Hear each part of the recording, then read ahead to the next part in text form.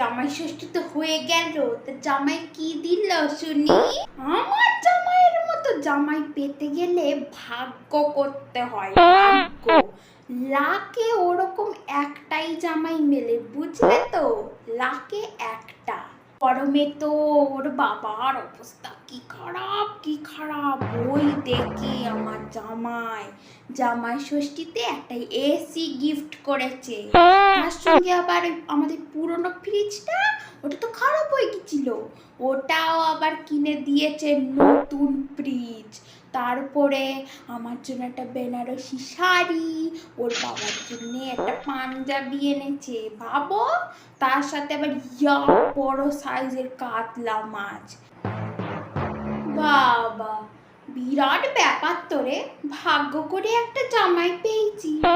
Fridge, AC, আবার জামা কাপড় সব কিনে দিল। হ্যাঁ, সিনেমাও দেখাতে নিয়ে গেল। ভালো ভালো, আমারটার মতো নয়।